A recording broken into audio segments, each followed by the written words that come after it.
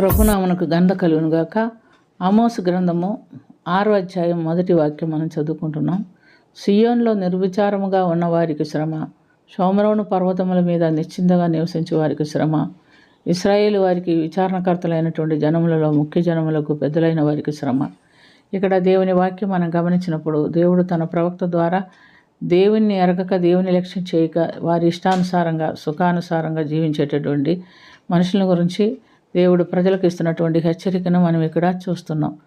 ప్రియమైనటువంటి దేవులారా, దేవుడు ఎంతగా తన ప్రవక్తలను దేవ సేవకులను పంపించి హెచ్చరించినప్పటికీ ప్రజలు మారు మనసు పొందక దేవుని కట్టడకు లోబడక నడుచుకుంటున్నట్టుగా గమనిస్తున్నాం. అటు వారిని గురించి ఇక్కడ ఈ ఆమోసు గ్రంథంలో 6వ అధ్యాయం 1 నుంచి మనం గమనిస్తే, షోమ్రోను పర్వతం మీద నిశ్చింతగా జీవించే వారికి శ్రమ, ఇశ్రాయేలు వారికి విచారణకర్తలై జనములలో ముఖ్య జనముల పెద్దలైన వారికి శ్రమ, ఉపద్రవ దినము బహు దూరముగా ఉన్నదనుకొని అన్యాయపు తీర్పు తీర్చుటకై మీ మధ్య వారు పీఠములు స్థాపింతురు, దెందపు మంచములేద పండుకొనుచు, పాన్పుల మీద తమను తాము చాచుకొనుచు, మందులో శ్రేష్టమైన గొర్రె పిల్లను సాలలో క్రొవ్విన దూడను వధించి భోజనం చేయుదురు. ఈ విధముగా సుఖాసక్తి కలిగిన వారై దేవుని ఉగ్రతను గుర్చి ఏమాత్రము చిందించక జీవించు వారిని గుర్చి దేవుడు ఇక్కడ సెలవిచ్చిన మాటలు మనం గమనిస్తున్నాం. యెషయా ప్రవక్త ద్వారా కూడా దేవుడు ప్రజలకు హెచ్చరిక ఇస్తున్నట్టుగా చూస్తున్నాం.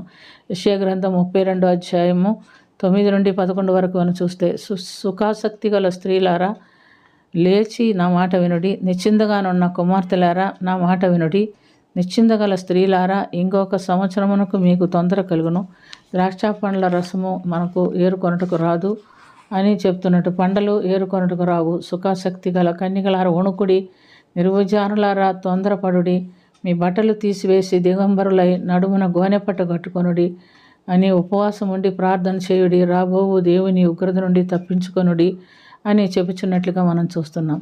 మనం దేవుని వాక్యములో గమనించినప్పుడు, ఉపవాస ప్రార్థన గురించి మనం గమనించినప్పుడు, నినేవే ప్రజలు కూడా యోనా ప్రవక్త ద్వారా హెచ్చరింపబడినప్పుడు వారు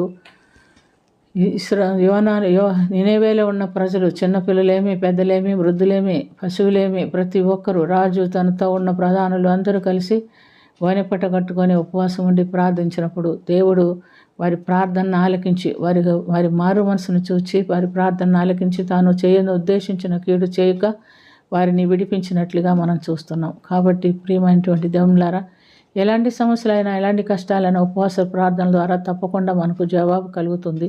చాలామందికి ఉపవాస ప్రార్థన చేసే అలవాటు లేదు. ఉపవాస ప్రార్థన అంటే వారికి ఒక విధమైన నవ్వుగా ఉంటుంది. కానీ ప్రియమైనటువంటి దేవులారా, పరిశుద్ధ గ్రంథంలో మనం ఎక్కడ చూసినా ఉపవాసంతో కూడిన ప్రార్థన ద్వారా వాడు మేలు పొందుతున్నట్టుగా మనం చూస్తున్నాం. ఎందుకంటే ఆ ఉపవాసంతో కూడా విరిగి నలిగిన హృదయంతో కూడినటువంటి ప్రార్థన ద్వారా దేవుడు చేయనుద్దేశించిన కీడు చేయక వారికి మేలు చేయుచున్నట్టుగా మనం గమనిస్తున్నాం.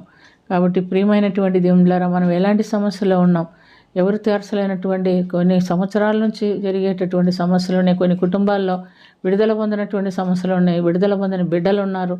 అనేక విధములైనటువంటి సమస్యలు, త్రాగుడు, వ్యభిచారం, పలు విధాలైనటువంటి పాపములతో నిండిపోయినటువంటి కుటుంబాలు ఉన్నాయి. అటు వారి కుటుంబాల్లో మీకు విడుదల కావాలంటే ఉపవాసం ఉండి ప్రార్థన చేయడం ఒకటి మనకు పనికి వచ్చేది. కాబట్టి ఎవరు నిర్లక్ష్యం చేయకుండా ఎలాంటి సమస్యల్లో ఉన్నప్పటికీ అది ఎంతకాలం దీర్ఘకాలం అయినా, అది వ్యాధి అయినా, అది ఏదైనా ఉపవాసం ఉండి ప్రార్థన చేస్తే దేవుడు మనకు సహాయం చేస్తాడు. చేయండి, ఉపవాసం ఉండి ప్రార్థన చేయండి అని దేవుడే హెచ్చరిక ఇస్తున్నాడు. కనుక అటు ధన్యకరమైన జీవితం మనం కూడా అలవాటు చేసుకొని మేలు పొందినట్లుగా దేవుడు మనకు సహాయము చేయునుగాక. ప్రార్థన చేసుకుందాం. ప్రేమ కలిగిన తండ్రి, కృప కలిగిన ప్రభు యేసు రక్షక, నిర్విచారులారా మీరు లేచి ఉపవాసం ఉండి ప్రార్థన చేయండి, మీకు మేలు కలుగునట్టుగా ఈ కీడు నుంచి బయటపడండి అని మీరు హెచ్చరికిస్తున్నాడు. అటు ధన్యకరమైనటువంటి జీవితం మాకును దయచేయమని, దీవించమని, కరుణించమని యేసుక్రీస్తు పుణ్యనామమున అతి మిక్కిలి వినయంతో అడిగి వేడుకొనుచున్నాము తండ్రి. ఆమేన్.